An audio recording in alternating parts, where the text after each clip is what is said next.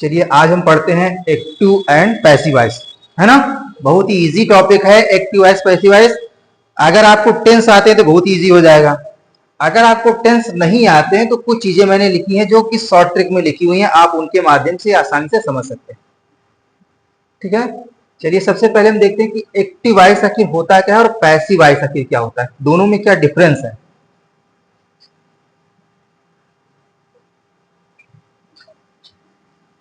Active voice and passive voice. अब इसमें सबसे पहले एक्टिव वॉइस क्या होती है, तो एक्टिव वॉइस में पहले हिंदी में देखो लिखा हुआ है कि जिन वाक्यों में, ऐसे वाक्य जिनमें जो कर्ता कर्ता यानी सब्जेक्ट की प्रधानता होती है, ऐसे सारे वाक्य जिसमें कर्ता सर्वप्रथम आता है। सबसे पहले सब्जेक्ट आता है, जैसे मैं स्कूल जाता हूं, मैं पढ़ाता हूं, मैं खाना खाता हूं, सीता खाना पकाती है, माताजी रामायण पढ़ती है। ऐसे सारे सेंटेंस आते हैं हमारे पैसिव एक्टिव वॉइस में, जिसमें कि सब्जेक्ट सबसे पहले आता है। जैसे यहां पर देखो लिखा हुआ है मोहन। मोहन क्या है, एक व्यक्ति है जो जिस पर ये पूरा सेंटेंस डिपेंड है। तो ये जो मोहन हुआ ये क्या हुआ, सब्जेक्ट हुआ। तो इसीलिए जहां पर सब्जेक्ट पहले आता है ऐसे सारे सेंटेंस एक्टिव वॉइस, या फिर हिंदी में इसे कहते हैं कर्तावाच्य। कर्तावाच्य, ऐसे सारे सेंटेंस कर्तावाच्य हिंदी में, या फिर अंग्रेजी में बोलते हैं एक्टिव वॉइस कहे जाते हैं। सेंटेंस हिंदी में भी देखो लिखा हुआ है, लिखा है मोहन एक पत्र लिखता है। यहां पर सब्जेक्ट क्या है, मोहन है। एक पत्र क्या हो गया, ये है कर्म यानी ऑब्जेक्ट, ये हमारा सब्जेक्ट हो गया। एक पत्र क्या हो गया, ये हो गया हमारा ऑब्जेक्ट। और लिखता क्या है, ये है वर्ब यानी क्रिया। है क्या है, हेल्पिंग वर्ब यानी कि सहायक क्रिया। तो ये चार चीजें यहां पर लिखी हुई हैं और इंग्लिश में इसी प्रकार से लिखा हुआ है। तो मोहन राइट्स अ लेटर, ये किसमें है, ये सेंटेंस है एक्टिव वॉइस में। सीता एक गीत गाती है, सीता सबसे पहले लिखा हुआ है, सब्जेक्ट को प्रधानता दी गई है, इसीलिए सेंटेंस है एक्टिव वॉइस में। ठीक है, अध्यापक अंग्रेजी पढ़ाते हैं। तो यहां पर मेन क्या है, वो है अध्यापक, वो क्या करते हैं, अंग्रेजी पढ़ाते हैं। तो यहां पर जो सब्जेक्ट को प्रधानता दी गई इसीलिए सेंटेंस है एक्टिव वॉइस में। तो आप ऐसे कह सकते हैं कि ऐसे सारे सेंटेंस जिसमें सब्जेक्ट यानी कर्ता को प्रधानता दी जाती है, वो सारे सब्जेक्ट कहलाएंगे हमारे एक्टिव वॉइस, है ना। एक्टिव वॉइस समझ में आया क्या है, जहां पर कर्ता को प्रधानता दी जाती, सबसे पहले लिखा जाता है, ये सारे सेंटेंस हमारे कहलाते हैं एक्टिव वॉइस। तो ये कंफर्म हो गया कि एक्टिव वॉइस किसे कहते हैं।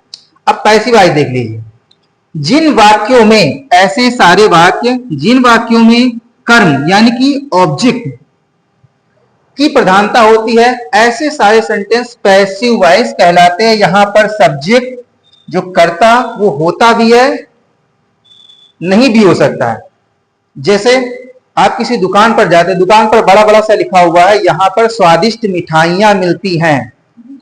तो हमें क्या चाहिए, मिठाइयां। कौन बनाता है इससे मतलब नहीं है, कौन हमें देता है इससे मतलब नहीं है, मेन क्या है, मिठाई। यहां पर ताजे गन्ने का रस मिलता है, आपको क्या चाहिए, ताजे गन्ने का रस। कौन देता है इससे मतलब नहीं है, तो ये क्या है, पैसिव वॉइस है। स्कूल में लड्डू बांटे गए, आपको क्या चाहिए, लड्डू। ऑब्जेक्ट चाहिए, बांटना, बांट कौन रहा है इससे मतलब नहीं है। तो ऐसे सारे सेंटेंस जहां पर ऑब्जेक्ट मेन होता है तो पैसिव वॉइस कहे जाते हैं। ठीक है, यहां पर घड़ियां बनाई जाती हैं, क्या बनाया जाता है, आपको घड़ी बनवाना है ना। तो उसमें ये नहीं आपको पता करना कि कौन बना रहा है, बस ये पता करना है कि भैया हमें बनाना क्या है, क्या बनवाना है, घड़ी। ऑब्जेक्ट हमारा मेन होता है। तो ऐसे सारे सेंटेंस जहां पर ऑब्जेक्ट को प्राथमिकता दी जाती है वो सेंटेंस पैसिव वॉइस कहलाते हैं। इसमें क्या होता है, सब्जेक्ट होता है तो बाद में होता है, सब्जेक्ट का यूज कहां करेंगे, बाद में। और कहीं कहीं पर सेंटेंस ऑब्जेक्ट हमारा नहीं भी होता है फिर भी काम चलेगा। इसलिए लिखा एक पत्र मोहन के द्वारा लिखा जाता है। तो मेन क्या यहां पर देखो, सबसे पहले क्या आ गया, एक पत्र, पत्र मेन है। एक गीत, अंग्रेजी, है ना। ऐसे सारे सेंटेंस जहां पर कर्म पहले लिखा जाता है वो पैसिव वॉइस कहलाते हैं। अब इंग्लिश में इसको ट्रांसलेट करें तो हिंदी में भी लिखा गया कि एक पत्र मोहन के द्वारा लिखा जाता है। तो सबसे पहले एक पत्र के लिए क्या लिखोगे? A letter. फिर क्या लिखोगे? इज। अब यही चीज तुमको समझना है कि हमें इज क्यों लिखना है, कहां पर लिखना है, कैसे लिखना है, कैसे चेंज करना है। तो इसको अभी हम आगे बताएंगे। अभी के लिए समझ लीजिए पैसिव वॉइस। अभी हम क्या समझ रहे हैं? एक्टिव वॉइस किसे कहते हैं और पैसिव वॉइस किसे कहते हैं। ठीक है, तो आप यहां पर एक्टिव वॉइस समझ लीजिए, ये पैसिव वॉइस है कि जहां पर कर्म को प्रधानता दी जाती है। कैसे चेंज करना है वो अभी हम बताएंगे। A letter is written by Mohan. A song, एक गीत क्या हो गया? A song is sung by Sita. English is taught by the teacher. तो ये आपका हो गया एक्टिव वॉइस, ये हो गया आपका पैसिव वॉइस। और हिंदी में भी इसी प्रकार से इसे कहते हैं कर्तावाच्य और इसे बोलते हैं कर्मवाच्य। तो आपको हिंदी और इंग्लिश दोनों चीजें यहां पर कंप्लीट हो रही हैं। अगर सेंटेंस हिंदी में आ जाता है ऐसा, मोहन एक पत्र लिखता है, अगर पूछ लिया जाए कौन सा वाच्य है, तो आप बताओगे कर्ता वाच्य है। क्यों? क्योंकि यहां पर सबसे पहले कर्ता लिखा हुआ है।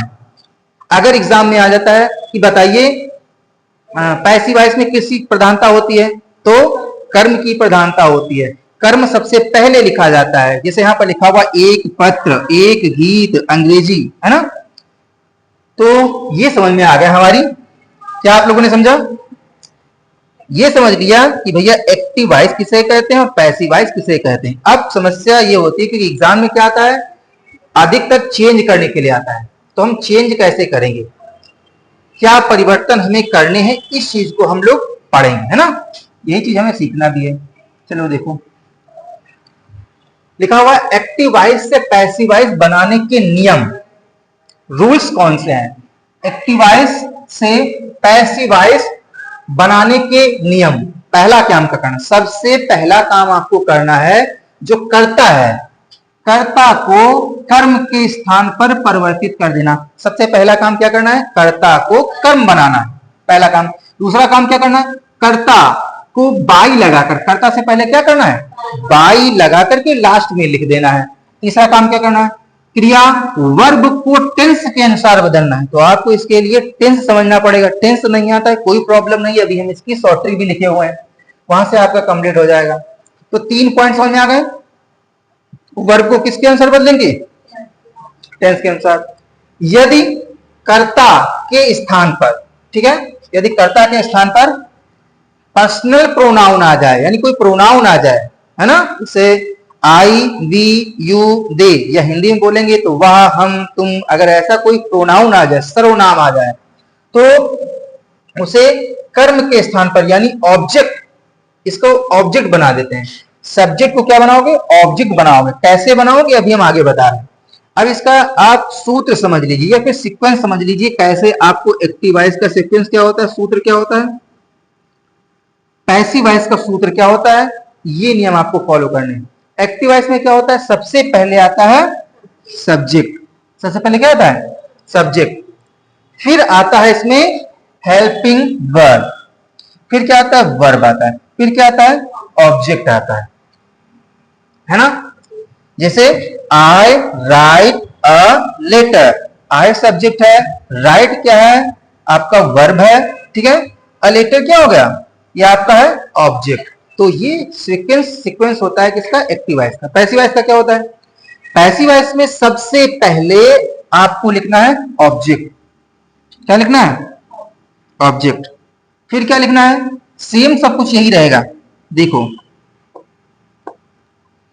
आपको ये वाला, इसको उठा करके लिख देना है पहले यहां पर, और इसको उठाकर लिख देना है बाद में, ठीक है। ये काम करना है। और बीच का कैसे रहेगा? ऐसे, जैसे हेल्पिंग वर्ब लिखा है, हेल्पिंग वर्ब भी रहेगी। वर्ब लिखा है, सब में यहां पर वर्ब की कौन सी फॉर्म आएगी? Third form. उसके बाद में आपको क्या लगाना है? बाय लगाना है। और फिर आपको सब्जेक्ट लिख देना है और आपका सेंटेंस हो जाएगा कंप्लीट। यहां पर तो लिखा आई राइट अ लेटर, तो ऑब्जेक्ट क्या है यहां पर? A letter. सबसे पहले आपने क्या लिखा? A letter. फिर आपको लगाना इज। इज लगाना, कैसे लगाना भी हम आगे बताएंगे। इज वर्ब के थर्ड फॉर्म, रिटन बाय, और यहां पर सब्जेक्ट में लिखा है आई, लेकिन जब ये ऑब्जेक्ट में आएगा तो बन जाएगा मी। तो ये एक्टिव वॉइस हो गया और ये हो गया आपका पैसिव वॉइस। चलिए पीडीएफ इसको हम प्रोवाइड करा देंगे, ठीक है। पीडीएफ आपके एक नंबर पर हम सेंड कर देंगे, उसको आप लोग ट्रांसलेट आपस में डिस्ट्रीब्यूट कर लेना, ठीक है। आप देखो नियम, अगर आपको टेंस मैंने बताया कि, और एक चीज समझ लो यहाँ पर क्या समझना है, यहाँ समझना ये है कि आपके सेंटेंस टेंस कितने होते हैं, टोटल होते हैं टेंस कितने, 3 होते हैं, 3 के जो पार्ट होते हैं वो हो जाते हैं टोटल 12। अंग्रेजी में कुल 12 टेंस होते हैं और 12 टेंस जिनमें 4 जो टेंस होती है उनकी पैसिव वॉइस नहीं बनती है। और ये एग्जाम में पूछा जाता है कि ऐसे कौन से टेंस हैं, कितने टेंस हैं जिनकी पैसिव वॉइस नहीं बनती है, तो 4 है ना। कितनी है संख्या, इसकी संख्या है 4। कौन कौन सी, एक है प्रेजेंट, हाँ present perfect continuous tense, past perfect continuous tense और फ्यूचर परफेक्ट कॉन्टिन्यूअस टेंस, और एक और टेंस है कौन सा, फ्यूचर कॉन्टिन्यूअस टेंस। ये 4 ऐसे सेंटेंस हैं जिनकी पैसिव वॉइस नहीं बनती है। तो ये भी हमको पता चल गया कि भैया 4 की नहीं बनती। अब कितने बचे हमारे पास में, 8 बचे, है ना। तो ये मैंने पहले बता ही दिया है। अब देखते हैं हम इसके अलावा रूल्स, ये मैंने शॉर्टकट लिख दिया है, इनको आपको केवल याद करना है। अगर आपने ये पढ़ लिया या याद कर लिया तो आपका एक्टिव वॉइस पैसिव वॉइस पूरा कंप्लीट हो जाएगा। केवल इतने से रूल, अगर आपने ये रूल्स केवल फॉलो कर लिए, याद कर लिए, और याद भी नहीं करना है, याद भी नहीं करना है, बार बार सेंटेंस अभी आपको हम कराएंगे, प्रत्येक का एक एक सेंटेंस कराएंगे, एक एक पूरी एक्सरसाइज करा देंगे, बस याद हो जाएगा। अब ये केवल आपको याद रखने हैं 1 2 3 4 5, और यहां पर समझ लीजिए 6 5 है, समझ लीजिए। तो ये 5 रूल्स आपको क्या करना है, फॉलो करना है। ये देखिए नॉमिनेटिव केस मैंने लिख दिया है, इन्हीं को जब आपको बाद में यूज करना है तो उनको ऑब्जेक्टिव केस बना देना है। आई को बोल देना, मी लिख देना, ही को हिम लिख देना, सी को हर लिखना। पहले इसको समझते हैं, इसका क्या है, इसका क्या काम है। चलो देखो पहले ध्यान समझना, यहां पर क्या है, देखिए ये जो टेंस है वर्ब की फर्स्ट फॉर्म में एस या ईएस आएगा, ये शॉर्ट ट्रिक है कि अगर वर्ब की फर्स्ट फॉर्म होगी उसमें एस लिखा होगा या ईएस लिखा होगा तो सेंटेंस को देखना है। तो ये सेंटेंस कहलाता है प्रेजेंट इंडेफिनिट टेंस। ये कौन सा सेंटेंस है, हाँ ये है प्रेजेंट इंडेफिनिट। और प्रेजेंट इंडेफिनिट टेंस में वर्ब की फर्स्ट फॉर्म लगती है। जैसे मैं स्कूल जाता हूं तो आई गो टू स्कूल, मैं खाना खाता हूं तो आई एट द फूड, मैं पढ़ता हूं तो आई रीड, मैं खाता हूं तो आई ईट, है ना। यानी जहां पर बहुवचन आता है वहां पर वर्ब की फर्स्ट फॉर्म लगती है। जहां पर बहुवचन, बहुवचन का मतलब होता है प्लूरल फॉर्म में जो सब्जेक्ट होता है वहां पर वर्ब की फर्स्ट फॉर्म लगती है। जैसे अब प्रोनाउन में प्लूरल क्या होता है, प्रोनाउन में प्लूरल होता है आई, वी, यू और दे। ये क्या होता है, ये बहुवचन है। और ही सी इट क्या है, ये है एक वचन, ये एक वचन।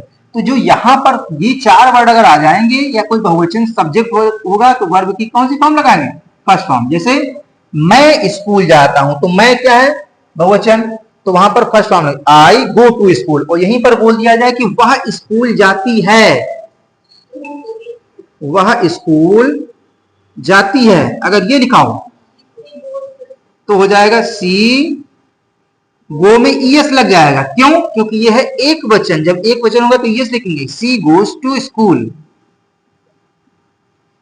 तो ये है प्रेजेंट इंडेफिनिट टेंस, है ना। कौन सा टेंस है, प्रेजेंट इंडेफिनिट। पहला वाला कौन सा टेंस है, प्रेजेंट इंडेफिनिट। तो प्रेजेंट इंडेफिनिट टेंस में क्या करेंगे, उसको हम चेंज कर देंगे इज एम आर, वहां पर लगा देंगे, क्या लगाएंगे, एक वचन के साथ इज लगाना है, आई के साथ में एम लिख देना है, और बहुवचन के साथ में क्या लगाना, आर लगाना। तो ये हो गया कौन सा टेंस, प्रेजेंट इंडेफिनिट टेंस।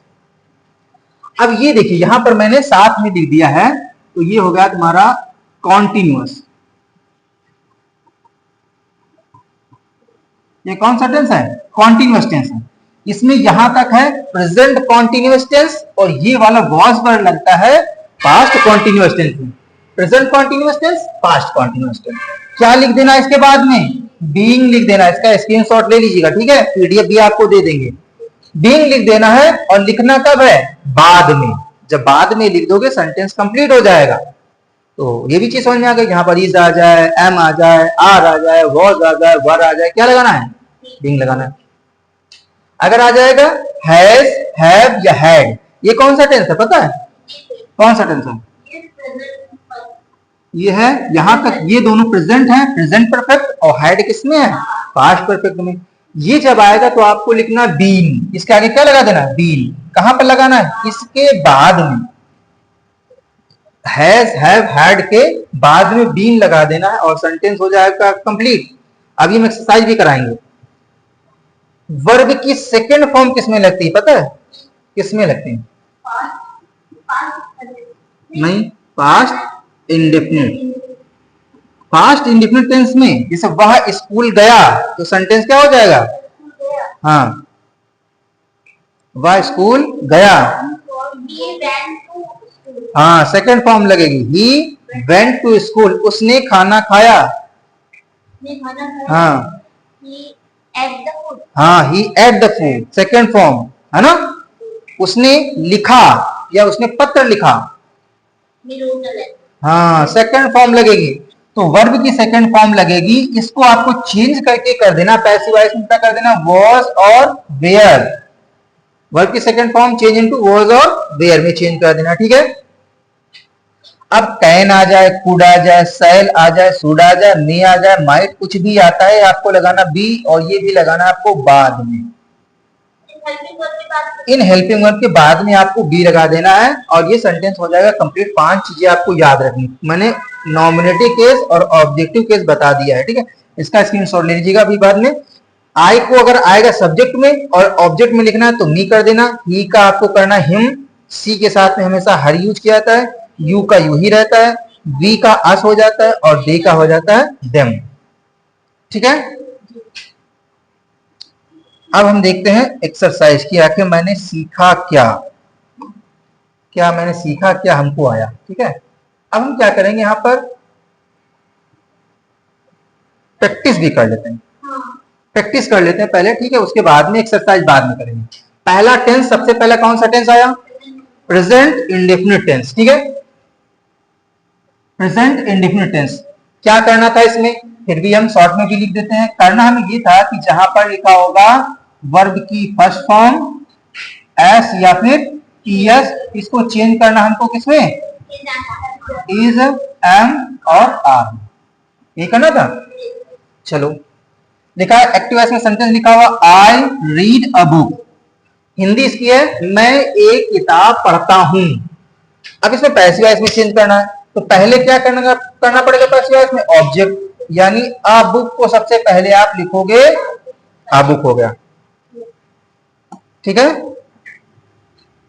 फिर क्या किया आपने, अ बुक लिख लिया, फिर क्या हो जाएगा, हमने बताया था कि वर्ब की जहां फर्स्ट फॉर्म आएगी, रीड क्या है, वर्ब की फर्स्ट फॉर्म। क्यों आई है, इसलिए आई है क्योंकि आई क्या है, यहाँ पर आई क्या है, बहुवचन। जहां पर बहुवचन होगा तो वहां पर वर्ब की फर्स्ट फॉर्म लगी होगी, तो यहां पर बहुवचन इसलिए क्या लगाओगे, मतलब रीड एक वचन है ना, तो इसलिए क्या लगाओगे, इज। अगर ये सब्जेक्ट बहुवचन होता, यहां लिखा होता बुक्स, तो आर लगता है यहाँ पर, तो अ बुक इज, फिर रीड की first second third form read ही रहती है, अ बुक इज रीड, फिर क्या लिखोगे, देखो ये आपने इज वहां लगा दिया, फिर वर्ब की थर्ड फॉर्म लगा दी, फिर क्या लगाओगे, बाय, बाय, फिर क्या, आई का क्या हो जाएगा, आई का क्या हो जाएगा, ऑब्जेक्ट, हिंदी में इसका ट्रांसलेट क्या हो जाएगा, एक किताब मेरे द्वारा पढ़ी जाती है। टेंस किसमें है, पैसिव वॉइस में ही है, प्रेजेंट इंडेफिनिट टेंस ही है। बस लिखना क्या है यहाँ पर, सबसे पहले आपको ऑब्जेक्ट लिख देना है कि एक किताब मेरे द्वारा पढ़ी जाती है। दूसरा सेंटेंस देखो, यू हेल्प माई ब्रदर, तुम मेरे भाई की सहायता करते हो, ये किसमें है, एक्टिव वॉइस में। पैसिव वॉइस में करना है, सबसे पहला काम क्या करना है, ऑब्जेक्ट कर देना है, तो माई ब्रदर को कर दो सबसे पहले, माई ब्रदर। अब बताओ भाई एक है कि ज्यादा है, एक ही है तो क्या लगाओगे, इज, अगर ज्यादा होते तो क्या लगाते, आर लगा देते। माई ब्रदर इज, अब क्या करना है, वर्ब की कौन सी फॉर्म, तो हेल्प थी, हेल्प की थर्ड फॉर्म क्या होती है, हेल्प्ड, फिर क्या लिखना है, बाय। फिर देखो यू का हमने क्या बताया था अभी, यू का यू ही मैंने बताया था, तो ये सेंटेंस हो गया, देखो पैसिव वॉइस में सेंटेंस हो गया। ठीक है, तीसरा भी हम देख लेंगे एक्टिव वॉइस में। निगेटिव वाला सेंटेंस देख लेते हैं। ठीक है, निगेटिव में मुझे क्या करना है, निगेटिव में भी याद रखना, निगेटिव में यहां पर यूज किया जाता है डू और डस, और इसको आपको ही वही करना है। क्या करना है, इज एम, यानी जहां पर आपको डू या डस नजर आए उसको भी आपको क्या कर देना, इज एम आर। देखो यहां पर लिखा हुआ she does not sing a song, वह गाना नहीं गाती है। पैसिव वॉइस बनाना, सबसे पहले क्या लिखोगे, अ सॉन्ग। अ सॉन्ग बताओ कितने सॉन्ग है, एक ही ज्यादा, एक है तो क्या लिखोगे, इज। अ सॉन्ग इज, और कुछ नहीं चेंज करना है, और सब वैसे ही लिखना। नॉट, वर्ब की कौन सी फॉर्म, तो संग। बाय, हर, बाय, उसके बाद में क्या लिखोगे, देखो यहां पर सी लिखा हुआ है, सी को किसमें चेंज करते हैं, हर में। तो ये समझ में आ गया कि नहीं। अब ये सेंटेंस, अच्छा ये चीज समझ में आ गया। अब इंट्रोगेटिव सेंटेंस भी एक देख लो कि भैया जब डू डस पहले आए तो क्या करना है, वही करना है, इज एम आर सबसे पहले लिख देना है। लिखा हुआ है do you write a letter, क्या तुम एक पत्र लिखते हो, तो सबसे पहले डू आया। तो यहां पर आपको क्या देखना है कि जब हम सब ऑब्जेक्ट को इधर लेकर आएंगे तो ऑब्जेक्ट एक ही रहेगा कि ज्यादा हो जाएंगे। तो हमको पता चल रहा है कि भैया ए लेटर तो एक ही है, तो एक ही है तो क्या लगाओगे, सबसे पहले इजी लगाना है। इज अ लेटर, वर्ब की कौन सी फॉर्म, सब में थर्ड फॉर्म, सब में बाई। ठीक है, यू हो जाएगा, है ना, यू था तो उठा करके यहां पर यू हो गया। अब ये सेंटेंस एग्जाम में अधिकतर आता है, ये वाला सेंटेंस लास्ट वाला, हु टीच यू इंग्लिश, तुम्हें अंग्रेजी कौन पढ़ाता है, ऐसा सेंटेंस ज्यादा आता है। तो जहां पर हु लिखा होता है उसको कर देते हैं बाय होम, बाय होम करते हैं। ठीक है, तो देखो हु का सबसे पहले क्या हो गया, बाय होम। ठीक है, फिर हेल्पिंग वर्ब क्या लगेगी, ईएस आ गया। मैंने क्या कहा था, जहां ईएस आएगा क्या लगाना है, इज एम आर। तो यहां पर इज ही लगेगा क्योंकि इंग्लिश को इधर लेकर आओगे ऑब्जेक्ट, है ना। और अगर आप यू को लेकर आते तब क्या लगता, आर लगता। Who by whom is English taught. अब यहां पर देखना, यहां बाई नहीं लिखना है। क्यों नहीं लिखना, क्योंकि बाई आपने पहले लगा दिया, इसलिए यहां पर टू लगेगा, टॉट टू यू। तो ये कौन सा टेंस हो गया, ये हो गया प्रेजेंट इंडेफिनिट टेंस। और शायद ये आपकी समझ में आ गया होगा। ठीक है, इसकी एक्सरसाइज भी सॉल्व करोगे तो ये समझ में आ जाएगा। अब हम देखेंगे दूसरा टेंस कौन सा है, इसके भी हम कुछ सेंटेंस देख लेंगे और अपने मन से आप करोगे। ठीक है, देखो यहां पर भी क्या करना है, सब्जेक्ट, फिर क्या करोगे, यहां पर is am are was there आता है, यानी सब्जेक्ट यहां पर समझ लीजिए क्या आता है, ये ऑब्जेक्ट यहां पर लिख लीजिए। ठीक है, जो सब्जेक्ट को ऑब्जेक्ट बनाओगे वो ऑब्जेक्ट हो जाएगा यहां पर। चलो देखो क्या है, एक्टिव वॉइस में पूछा गया I am writing a letter, मैं एक पत्र लिखता हूं। क्या करोगे, सबसे पहले बताओ क्या लिखोगे, एक लेटर है, क्या लिखोगे, इज। और इज के बाद में मैंने क्या बताया था लगाने के लिए, कॉन्टिन्यूअस टेंस में मैंने बताया था जहां इज आ जाए, एम आ जाए, आर आ जाए, वॉज आ जाए, वेयर आ जाए, क्या यूज करोगे, बीइंग, है ना। ये बस याद रखना। क्या हो जाए, a letter is being written by me, you are reading a book, तुम एक पुस्तक पढ़ रहे हो। क्या हो जाएगा, अ बुक, सबसे पहले आपने ये वाला पहले लिखा, अ बुक, एक किताब है, इजी लगेगा, इसके बाद क्या लगाओगे, बीइंग लगाओगे। इज बीइंग, वर्ब की थर्ड फॉर्म रीड ही रहती है, बाय यू, है ना। ये भी समझ में आ गया होगा, ये वाले अपने मन से करना। ठीक है, अब ये आप लोग बताओ, ये सेंटेंस लिखा हुआ है we are not eating the apples, क्या हो जाएगा, सबसे पहले क्या लिखो, ऑलरेडी, अच्छा हाँ, तो इसको लिखा हुआ है, कोई दिक्कत नहीं। Apples are not being eaten by us. Exercise अभी बाद में करा रहे हैं, पहले समझ लीजिए कौन सा टेंस हो गया, प्रेजेंट कॉन्टिन्यूअस टेंस। अब आ जाएगा हमारा प्रेजेंट परफेक्ट टेंस। दो सेंटेंस पढ़ चुके हैं ना, तीसरा देखो, इसमें मैंने क्या कहा था, इसमें मैंने कहा था कि जहां पर हैज आ जाए, हैव आ जाए और हैड, मैंने तीनों एक साथ में लिख दिया था। इसके बाद में क्या लगाना, आपको बीन लगाना है बस।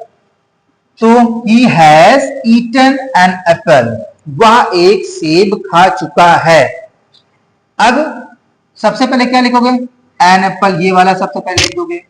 फिर क्या लिखोगे, हैज हेल्पिंग वर्ब, हैज का हैज ही रहेगा, और हैज के बाद क्या लगाना है, बीन लगाना है ना। वर्ब की थर्ड फॉर्म क्या होती है, ईटन, और सब वही रहेगा, और सब वही रहेगा, eaten, eaten by, eaten by, he का क्या हो जाएगा, I have not written a letter, मैं एक पत्र नहीं लिख चुका हूं। फिर वही हो जाएगा, क्या हो जाएगा, a letter has not been, यहां पर देखना हैज नॉट के बाद में बीन लगेगा, रिटन बाय मी। अब देखो इंट्रोगेटिव सेंटेंस में क्या होता है, इंट्रोगेटिव में भी वही होगा, has he broken this pen, क्या वह यह कलम तोड़ चुका है। तो सबसे पहले क्या लिखोगे, हैज का सबसे पहले हैज ही रहेगा, हैज का क्या रहेगा, हैज, इधर वाला ये सब्जेक्ट ऑब्जेक्ट उठा कर लाओगे, क्या हो जाएगा, this pen, has this pen, और इसके बाद में क्या लगेगा, बीइंग लगेगा, ब्रोकन बाय हिम। तो ये हो गया इंट्रोगेटिव सेंटेंस, है ना। और सेंटेंस आगे देख लेते हैं, और अब कौन सा सेंटेंस है,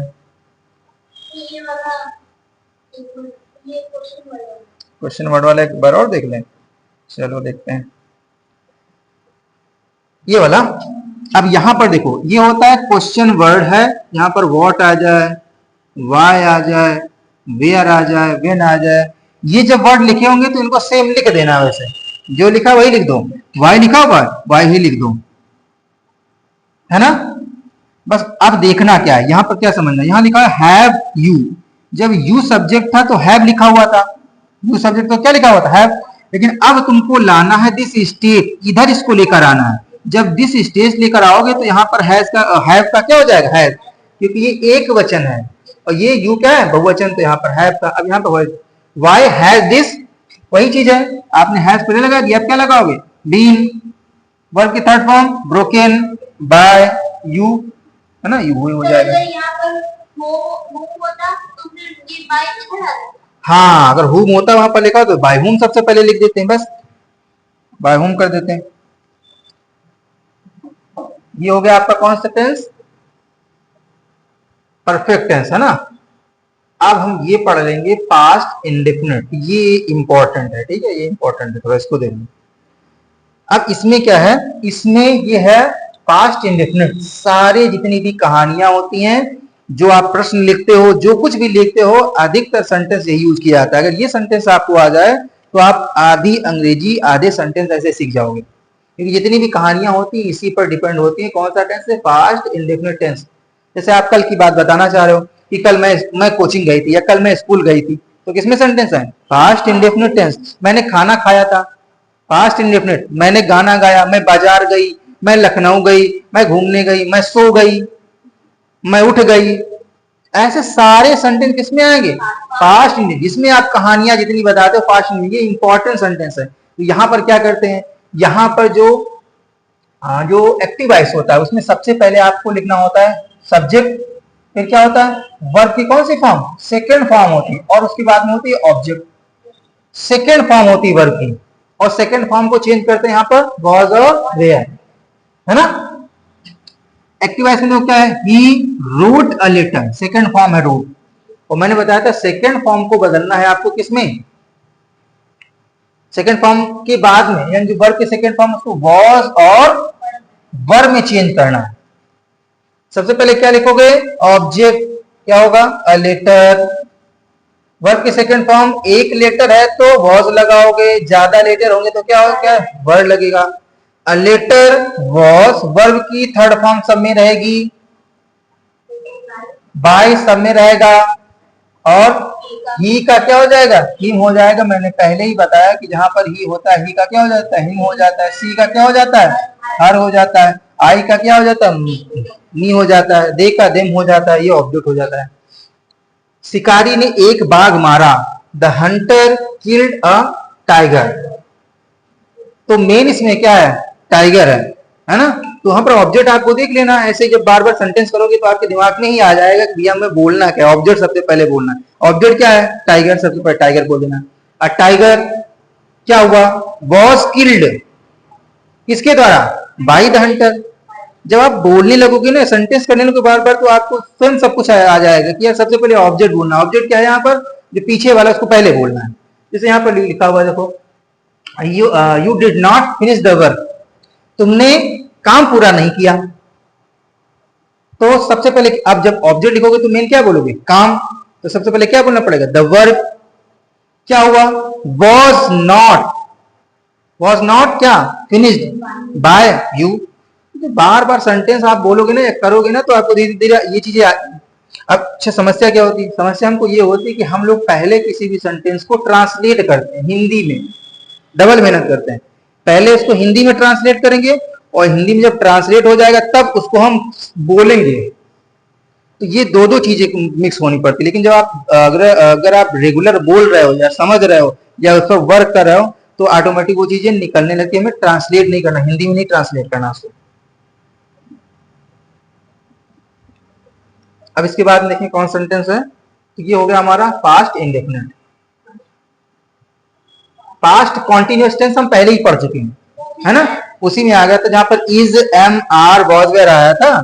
इसमें भी वही चीज है, देखो आ गया वॉज के बाद क्या लगाओगे, बीइंग लगाओगे। वही सेंटेंस जो मैंने पहले ही बता दिया, ठीक है। तो ये भी सेंटेंस आपका पहले ही हो गया है। फिर और देखेंगे पास्ट परफेक्ट टेंस, ये भी हो गया है। जहां मैंने हैज, हैव की बात की थी वहां पर मैंने हैड वाला भी बता दिया था, वही सेम है। देखो यहाँ पर देख समझ लो, I had finished the work, मैं काम समाप्त कर चुका था या मैंने काम समाप्त कर लिया था, है ना, ऐसा सेंटेंस होगा। तो I had finished the work, सबसे पहले क्या लिखोगे, the work had been finished by me, तुमने मेरे भाई की सहायता की थी, you had help my brother. सबसे पहले क्या लिखोगे, my brother had been, had के बाद में क्या लगाना, बीन लगाना, हेल्प बाय यू। तो ऐसे ये सारे सेंटेंस हैं जिनको आप आसानी से कर सकते हैं। कब, जब वो वाले नियम आप याद कर लेंगे और ये सारे सेंटेंस आसानी से हो जाएंगे। तो ये लास्ट पेज था, ठीक है। एक्सरसाइज आप लोग अगर आपके पास में कोई बुक है उससे करोगे, ठीक है, एक्सरसाइज कर लेना। इसका जो पीडीएफ हम डाल देंगे। हाँ, इसका पीडीएफ हम, हाँ ठीक है, इसको हम सेंड कर देंगे, ठीक है।